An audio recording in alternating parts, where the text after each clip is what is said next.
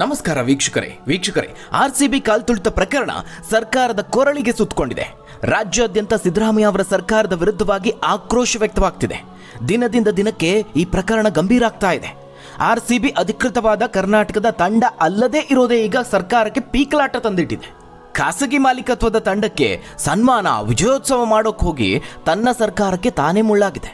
ಪ್ರಕರಣದಲ್ಲಿ ಆರ್ಸಿಬಿ ಸಿಬ್ಬಂದಿಗಳನ್ನು ಬಂಧಿಸಲಾಗಿದೆ. ಕೆಎಸ್ಸಿ ಪದಾಧಿಕಾರಿಗಳಿಬ್ಬರು ರಾಜೀನಾಮೆ ಕೊಟ್ಟಿದ್ದಾರೆ.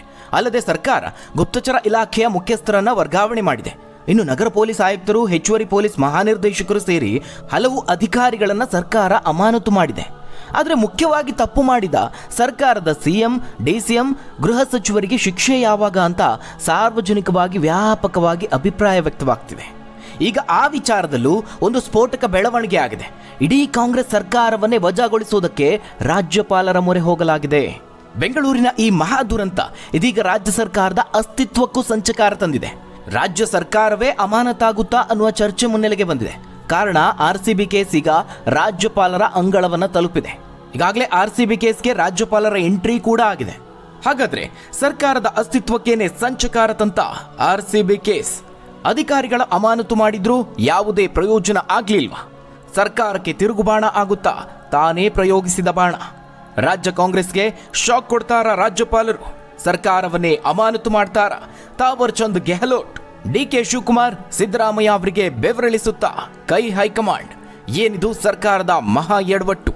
ಆ ಎಲ್ಲದರ ಬಗ್ಗೆ ಸಂಪೂರ್ಣವಾದ ವರದಿಯನ್ನ ನೋಡೋಣ. ವೀಕ್ಷಕರೇ, ಈಗಾಗಲೇ ಆರ್ಸಿಬಿ ಕಾಲ್ತುಳಿತ ಪ್ರಕರಣಕ್ಕೆ ಸಂಬಂಧಪಟ್ಟಂತೆ ಒಂದೊಂದೇ ಪತ್ರಗಳು, ವಿಡಿಯೋಗಳು, ಸ್ಫೋಟಕ ಮಾಹಿತಿಗಳು ಬಹಿರಂಗ ಆಗ್ತಾ ಇದೆ. ಇವೆಲ್ಲವೂ ಸರ್ಕಾರಕ್ಕೆ ವಿರುದ್ಧವಾಗಿದೆ. ಆರ್ಸಿಬಿ ತಂಡ ಖಾಸಗಿ ಮಾಲೀಕತ್ವದ ಒಂದು ಕ್ಲಬ್ ಅಥವಾ ತಂಡ ಅನ್ನೋದೇ ಈಗ ಸರ್ಕಾರಕ್ಕೆ ಮುಳ್ಳಾಗಿರುವಂತಹ ವಿಚಾರ. ಯಾವುದೇ IPL ತಂಡ ಸರ್ಕಾರಿ ಪ್ರಾಯೋಜಿತ ತಂಡ ಅಲ್ಲ. ಈ ವಿಚಾರನೇ ಈಗ ಸರ್ಕಾರಕ್ಕೆ ಬಹಳ ದೊಡ್ಡ ಕಂಟಕವನ್ನು ತಂದಿಟ್ಟಿದೆ. ಅದರಲ್ಲೂ ಇತ್ತೀಚೆಗೆ ವಿಧಾನಸೌಧದ DCP ಈ ಕಾರ್ಯಕ್ರಮದ ಬಗ್ಗೆ ಮುನ್ನೆಚ್ಚರಿಕೆ ಕೊಟ್ಟು ಬರೆದಂತಹ ಪತ್ರ ಸರ್ಕಾರದ ಮಟ್ಟದಿಂದಲೇ ಲೀಕ್ ಆಗಿದೆ, ಎಲ್ಲೆಡೆ ವೈರಲ್ ಆಗಿದೆ. ಭದ್ರತೆಯ ಕುರಿತು DCP ಬರೆದಂತಹ ಪತ್ರ ಈಗ ರಾಜ್ಯದಲ್ಲಿ ಹಲ್ಚಲ್ ಎಬ್ಬಿಸಿದೆ. DCP ಅವರ ಪತ್ರ ವೈರಲ್ ಆಗ್ತಾ ಇದ್ದಂತೆ ಇತ್ತ CM ಸಿದ್ದರಾಮಯ್ಯ ಅವರು ತುರ್ತು ಮೀಟಿಂಗ್ ನಡೆಸಿದ್ದಾರೆ. ಈ ಸಭೆಯಲ್ಲಿ ಸಿದ್ದರಾಮಯ್ಯ ಅವರು ಫುಲ್ ಗರಂ ಆಗಿದ್ದಾರೆ ಅನ್ನೋ ಮಾಹಿತಿ ಇದೆ. DCP ಬರೆದಂತಹ ಪತ್ರ ವೈರಲ್ ಆಗಿದೆ ಹೇಗೆ? ಸಾವಿನ ಬಗ್ಗೆ ನನಗೆ ಪೊಲೀಸರು ಯಾಕೆ ತುರ್ತಾಗಿ ಮಾಹಿತಿ ನೀಡಲಿಲ್ಲ ಅಂತ ಸಿಟ್ಟನ್ನು ಹೊರಹಾಕಿದ್ದಾರೆ ಅನ್ನೋ ಮಾಹಿತಿ ಮಾಧ್ಯಮಗಳಲ್ಲಿ ವರದಿ ಆಗ್ತಾ ಇದೆ. ಇಲ್ಲಿ ಕ್ರೀಡಾಂಗಣದಲ್ಲಿ ನಡೆದಂತಹ ಕಾಲ್ತುಳಿತ ಪ್ರಕರಣದ ಹೊಣೆಯನ್ನು ಹೊತ್ಕೊಳ್ಳೋದಕ್ಕೆ ಸರ್ಕಾರ ರೆಡಿ ಇಲ್ಲ. ಈ ಆಪತ್ತಿಂದ ಪಾರಾಗೋದಕ್ಕೆ ಸರ್ಕಾರ ಸರ್ಕಸ್ ಮಾಡ್ತಾ ಇದೆ. ಇಡೀ ಪ್ರಕರಣವನ್ನ ಈಗ ಪೊಲೀಸ್ ಇಲಾಖೆಯ ಕಡೆಗೆ ತಿರುಗಿಸಿ ಕೈ ತಳೆದುಕೊಳ್ಳುವಂತಹ ಪ್ರಯತ್ನವನ್ನ ಮಾಡ್ತಿದೆ. ಅಷ್ಟು ಮಾತ್ರ ಅಲ್ಲ, ಸಿದ್ದರಾಮಯ್ಯ ಅವರು ಕೂಡ ಈ ಘಟನೆಗೂ ಸರ್ಕಾರಕ್ಕೂ ಸಂಬಂಧನೇ ಇಲ್ಲ ಅಂತ ಹೇಳ್ತಿದ್ದಾರೆ. ಸರ್ಕಾರದ ವತಿಯಿಂದ ವಿಧಾನಸೌಧದಲ್ಲಿ ಕಾರ್ಯಕ್ರಮ ಮಾಡಿದ್ದೇವೆ, ಅಲ್ಲಿ ಏನಾದರೂ ಭದ್ರತಾ ಲೋಪ ಆಗಿದೆಯಾ? ದುರಂತ ನಡೆದಿದ್ದು ಕ್ರೀಡಾಂಗಣದ ಬಳಿ, ಅದಕ್ಕೂ ನಮಗೂ ಸಂಬಂಧ ಇಲ್ಲ ಅಂತ ಹೇಳಿದ್ದಾರೆ. ಅಲ್ಲದೆ ಪೊಲೀಸರು ನನಗೆ ಸಾವಿನ ಸುದ್ದಿಯನ್ನು ಹೇಳಲಿಲ್ಲ, ನನಗೆ ಗೊತ್ತಾಗಿದ್ದೆ ಸಂಜೆ ವೇಳೆಗೆ ಅಂತ ನುಣುಚಿಕೊಳ್ತಿದ್ದಾರೆ.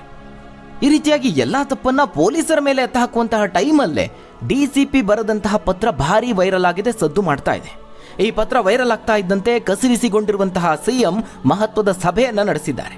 ಸದ್ಯ ಈ ಸಭೆಯಲ್ಲಿ ಗೃಹ ಸಚಿವರು, ಸರ್ಕಾರದ ಮುಖ್ಯ ಕಾರ್ಯದರ್ಶಿ ಶಾಲಿನಿ ರಜನೀಶ್, ಹಾಗೆ DGP ಸಲೀಂ, ಸರ್ಕಾರದ ಸಿಬ್ಬಂದಿ, ಆಡಳಿತ ಇಲಾಖೆಯ ಕಾರ್ಯದರ್ಶಿ ಸತ್ಯವತಿ ಅವರು ಸೇರಿ ಹಲವು ಅಧಿಕಾರಿಗಳು ಭಾಗಿಯಾಗಿದ್ದಾರೆ. ವೀಕ್ಷಕರೇ, ಈ ಕಾಲ್ತುಳಿತ ದುರಂತ ಇದೀಗ ರಾಜ್ಯ ಸರ್ಕಾರದ ಅಸ್ತಿತ್ವಕ್ಕೂ ಸಂಚಕಾರ ತಂದಿದೆ. ಜೊತೆಗೆ ಕ್ರಿಕೆಟಿಗ ವಿರಾಟ್ ಕೊಹ್ಲಿ ತಂಡಕ್ಕೂ ಸಂಕಷ್ಟ ತಂದೊಡ್ಡಿದೆ.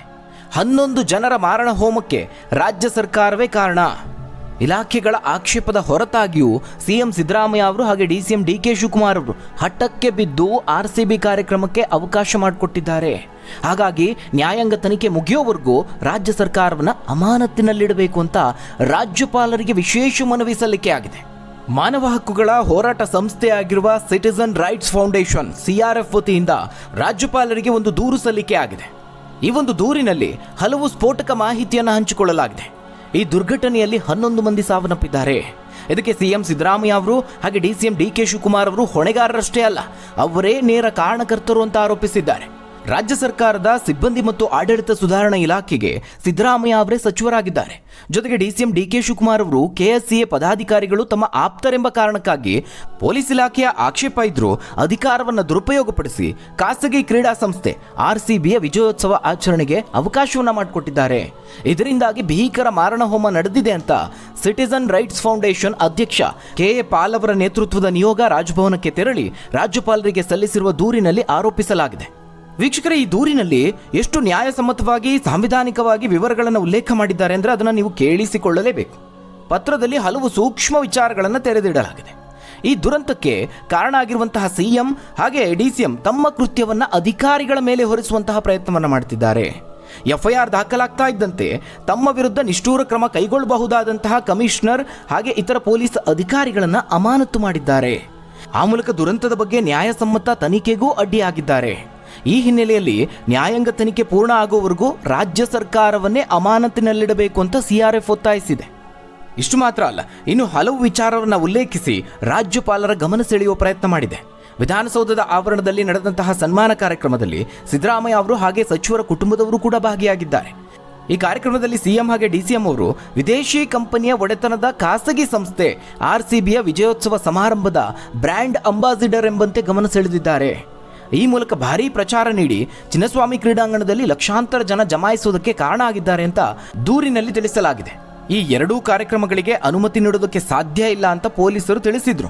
ಆದರೂ ಕೂಡ ಡಿಸಿಎಂ ಪ್ರಭಾವದಿಂದಾಗಿ ಪೊಲೀಸರ ಸಲಹೆಯನ್ನೂ ಧಿಕ್ಕರಿಸಿ ಕಾರ್ಯಕ್ರಮಗಳು ನಡೆದಿದ್ದೇ ಈ ಭೀಕರ ಮಾರಣ ಹೋಮಕ್ಕೆ ಕಾರಣ. ಈ ಅನಾಹುತದ ನಂತರ ತಮ್ಮ ಲೋಪವನ್ನು ಮರೆಮಾಚೋದಕ್ಕೆ ಸರ್ಕಾರದ ಪ್ರಮುಖರಾದ ಸಿಎಂ ಡಿಸಿಎಂ ಅವರುಗಳು ಬೆಂಗಳೂರು ನಗರ ಪೊಲೀಸ್ ಆಯುಕ್ತರು ಹಾಗೆ ಇತರ ಅಧಿಕಾರಿಗಳನ್ನು ಅಮಾನತು ಮಾಡಿದ್ದಾರೆ.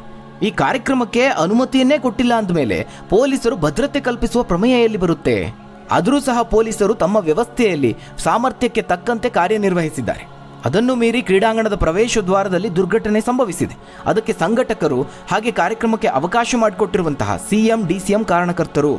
ಇಷ್ಟಾದರೂ ಕೂಡ ತಮ್ಮ ಕೃತ್ಯವನ್ನು ಮರೆಮಾಚುವ ಉದ್ದೇಶದಿಂದ ಪೊಲೀಸ್ ಅಧಿಕಾರಿಗಳನ್ನೇ ಸಿಎಂ ಅಮಾನತು ಮಾಡಿದ್ದಾರೆ ಅಂತ ದೂರಿನಲ್ಲಿ ರಾಜ್ಯಪಾಲರ ಗಮನ ಸೆಳೆಯಲಾಗಿದೆ. ಡಿಪಿಎಆರ್ ಇಲಾಖೆ ಸಿಎಂ ಬಳಿ ಇದೆ. ಈ ಇಲಾಖೆನೇ ಈ ಸಮಾರಂಭಕ್ಕೆ ಆಕ್ಷೇಪವನ್ನು ವ್ಯಕ್ತಪಡಿಸಿತ್ತು. ಆದಾಗ್ಯೂ ಕೂಡ ಸಿಎಂ ಅವರೇ ಸಮಾರಂಭದಲ್ಲಿ ಭಾಗಿಯಾಗಿ ಕಾನೂನು ಸುವ್ಯವಸ್ಥೆ ಹದಗೆಡೋದಕ್ಕೆ ಕಾರಣ ಆಗ್ತಾರೆ. ಅಷ್ಟೇ ಅಲ್ಲ, ಈ ಕಾಲ್ತುಳಿತ ಘಟನೆಯಲ್ಲಿ ಮಾರಣ ಹೋಮ ನಡೆದಿರುವ ಬಗ್ಗೆ ಮಾಧ್ಯಮಗಳು ವರದಿ ಪ್ರಸಾರವನ್ನು ಮಾಡ್ತಾ ಇದ್ರು ಕೂಡ ಡಿಕೆ ಶಿವಕುಮಾರ್ ಅವರು ಅದಾಗಲೇ ಅದೇ ಕ್ರೀಡಾಂಗಣದಲ್ಲಿ ವಿಜಯೋತ್ಸವವನ್ನು ಆಚರಿಸಿದ್ದಾರೆ. ಈ ನಿಯಮ ಬಾಹಿರವಾಗಿ ನಡೆದಂತಹ ಸಮಾರಂಭಕ್ಕೆ ವಿರಾಟ್ ಕೊಹ್ಲಿ ಸಹಿತ ಕ್ರಿಕೆಟಿಗರನ್ನ ಸರ್ಕಾರದ ವ್ಯವಸ್ಥೆಯಲ್ಲೇ ಕರೆದೊಯ್ಯಲಾಗಿದೆ. ಜನರ ಮಾರಣ ಹೋಮದ ವಿಚಾರದಲ್ಲಿ ನಿಷ್ಕರುಣಿಯಾಗಿ ವರ್ತಿಸಲಾಗಿದೆ ಅಂತ ಆರೋಪಿಸಲಾಗಿದೆ. ಇನ್ನು ಇದೇ ದೂರಿನಲ್ಲಿ ಪಕ್ಕದ ರಾಜ್ಯ ತೆಲಂಗಾಣದಲ್ಲಿ ನಡೆದಂತಹ ಪುಷ್ಪ 2 ಪ್ರಕರಣದ ಬಗ್ಗೆಯೂ ಉಲ್ಲೇಖಿಸಲಾಗಿದೆ. ಪುಷ್ಪ ಸಿನಿಮಾದ ಪ್ರಕರಣದಲ್ಲಿ ಒಂದು ನ್ಯಾಯ, ಆರ್ಸಿಬಿ ಪ್ರಕರಣದಲ್ಲಿ ಮತ್ತೊಂದು ನ್ಯಾಯನ ಅಂತ ಪ್ರಶ್ನೆ ಮಾಡಲಾಗಿದೆ. ಇತ್ತೀಚೆಗೆ ತೆಲಂಗಾಣದಲ್ಲಿ ನಿಮ್ಮೆಲ್ಲರಿಗೂ ಗೊತ್ತಿರುವಂತೆ ಪುಷ್ಪ ಪಾರ್ಟ್ 2 ಸಿನಿಮಾ ಪ್ರದರ್ಶನ ಸಂದರ್ಭದಲ್ಲಿ ಒಂದು ಕಾಲ್ತುಳಿತ ದುರಂತ ಸಂಭವಿಸಿತು. ಅದರಲ್ಲಿ ಒಬ್ಬ ಮಹಿಳೆ ಸಾವನ್ನಪ್ಪಿದ್ರು. ಆ ಕಾರ್ಯಕ್ರಮದಲ್ಲಿ ಭಾಗಿಯಾಗಿದ್ದಕ್ಕೆ ಖ್ಯಾತ ನಟ ಅಲ್ಲು ಅರ್ಜುನ್ ಅವರನ್ನೇ ಬಂಧಿಸಿ ನ್ಯಾಯಾಂಗ ವಶಕ್ಕೆ ಒಪ್ಪಿಸಲಾಗಿತ್ತು.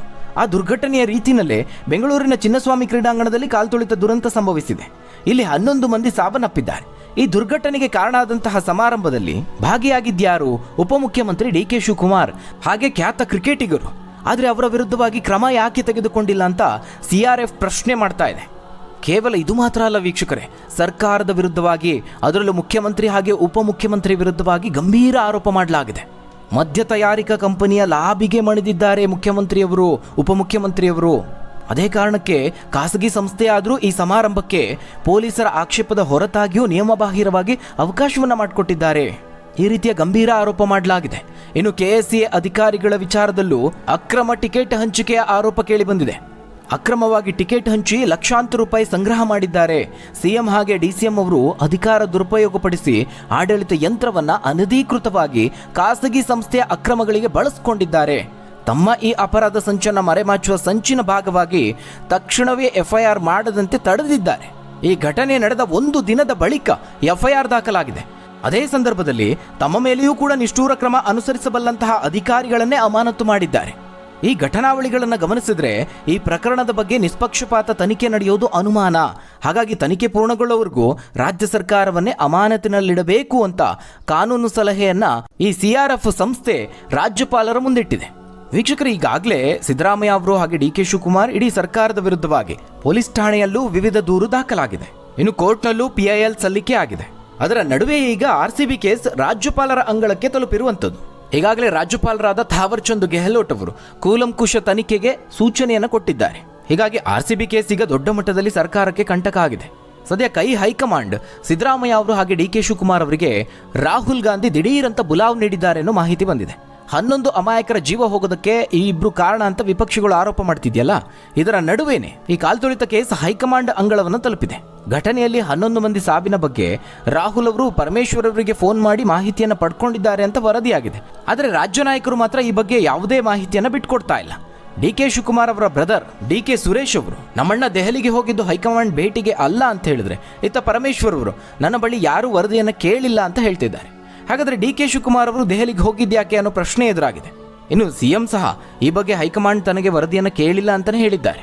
ಈ ರೀತಿ ಸ್ಪಷ್ಟತೆ ಇಲ್ಲದಿರುವ ನಡೆಗಳು ಸಾರ್ವಜನಿಕರಿಗೆ ಒಂದು ಗೊಂದಲವನ್ನು ಮೂಡಿಸುತ್ತೆ.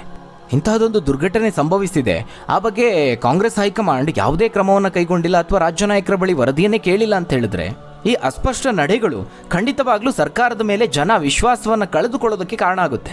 ವೈಯಕ್ತಿಕ ಕೆಲಸಕ್ಕೆ ದೆಹಲಿಗೆ ಹೋಗಿದ್ರೆ ಅದನ್ನು ಕೂಡ ಸ್ಪಷ್ಟಪಡಿಸಬೇಕು. ವರಿಷ್ಠರ ಭೇಟಿಗೆ ಹೋಗಿದ್ರೆ ಏನು ಅಂತ ವಿಚಾರವನ್ನು ಮಾಧ್ಯಮದ ಮುಂದೆ ಇಡಬೇಕು. ಆಗ ಜನಕ್ಕೆ ಒಂದು ಕ್ಲಾರಿಟಿ ಸಿಗುತ್ತೆ.